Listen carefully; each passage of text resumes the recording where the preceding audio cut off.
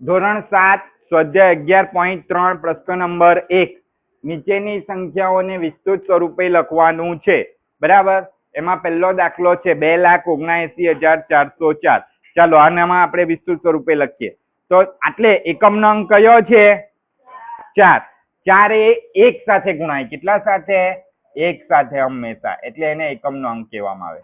પછી વત્તા, ચાલો દશકનો અંક કોણ છે 0। દશકનો અંક હંમેશા 10 સાથે 10 ના 1 ઘાત સાથે ગુણાય, કેટલા સાથે ગુણાય 10 ના 1 ઘાત સાથે। જેમ જેમ બરાબર જેમ જેમ આગળ વધતા જઈશું તેમ તેમ 10 ની ઘાત વધતી જશે। એટલે 1 છે એટલે આપણે આટલે 10 નો કેટલો ઘાત લખીશું 0 ઘાત 0 ઘાત। 10 નો 1 ઘાત લખીશું તો 10 થઈ જશે। આપણે કીધું જ છે કોઈનો પણ 0 ઘાત હોય તો જવાબ શું આવે 1।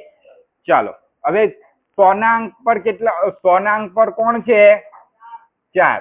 તો 4 એ કેટલા વડે ગુણાશે 100 વડે ગુણાય ને। 100 એટલે કેટલો 10 નો 2 ઘાત થઈ ગયું। એટલે આપણે 4 ને કેટલા વડે ગુણીશું 10 નો 2 ઘાત વડે।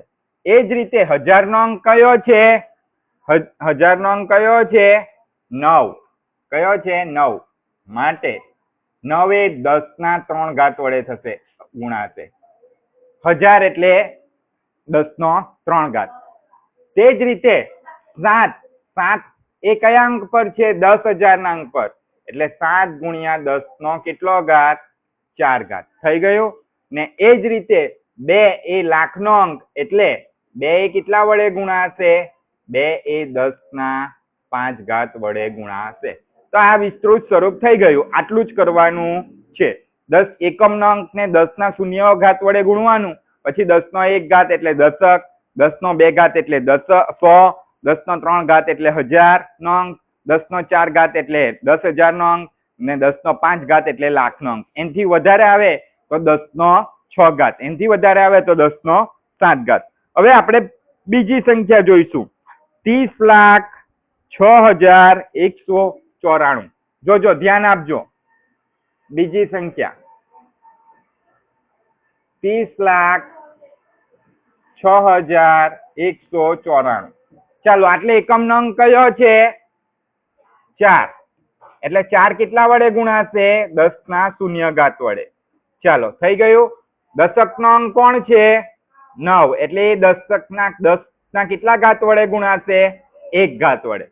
100 નો અંક કોણ છે 1, એટલે એ 10 ના કેટલા ઘાત વડે ગુણાશે 2। બધાનું ધ્યાન આટલે 6 એ કયા અંક પર છે 1000, એટલે 10 નો કેટલા ઘાત વડે ગુણાશે 3। પાછો શૂન્ય આવ્યો, શૂન્ય 10 ના કેટલા ઘાત વડે ગુણાશે 4, 10,000 નો અંક। પાછો શૂન્ય આવ્યો, શૂન્ય 10 ના કેટલા ઘાત વડે ગુણાશે 5 ને છેલ્લે કોણ આવે છે 3, તો 3 કેટલા વડે ગુણાશે 10 નો 6 ઘાત। એકદમ સહેલું છે। ચાલો બીજા પેજ પર હવે ચાલો હજુ બીજી સંખ્યા લઈએ। કઈ છે બીજી સંખ્યા 28,06,196 છે। કેટલા છે 28,06,196। ત્રીજો 28,06,196 થઈ ગયો। ચાલો તો 6 એ એકમનો અંક છે માટે 6 કેટલા વડે ગુણાશે 10 ના શૂન્ય ઘાત વડે, વત્તા 9 એ દશકનો અંક છે માટે 9 એ કેટલા વડે ગુણાશે 10 ના 1 ઘાત વડે। બધાનું ધ્યાન આટલે। એ જ રીતે બરાબર 1 કેટલા વડે ગુણાશે 1 કેટલા વડે ગુણાશે 10 ના 2 ઘાત વડે બરાબર। તે જ રીતે 6 કેટલા વડે ગુણાશે 10 નો 3 ઘાત। ચાલો પાછું શું આવ્યું શૂન્ય, શૂન્ય કેટલા વડે ગુણાશે 4 ઘાત। ચાલો 8 કેટલા વડે ગુણાશે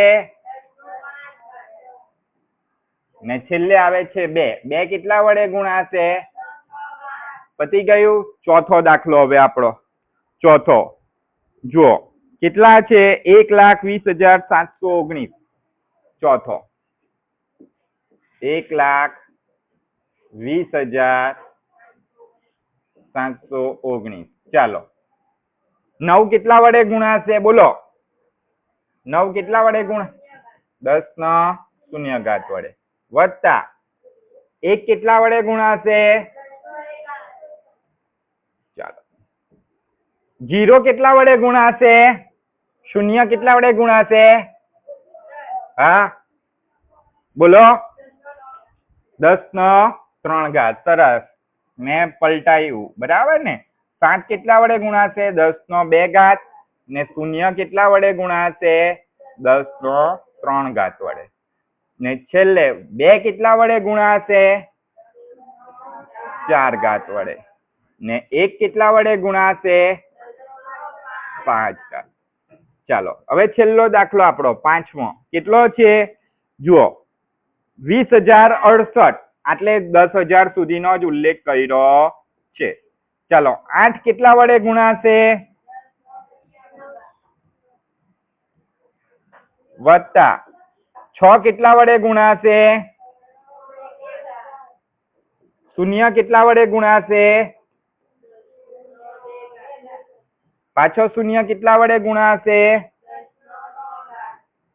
ને 2 કેટલા વડે ગુણાશે 4 ઘાત આ આપણો જવાબ આવી ગયો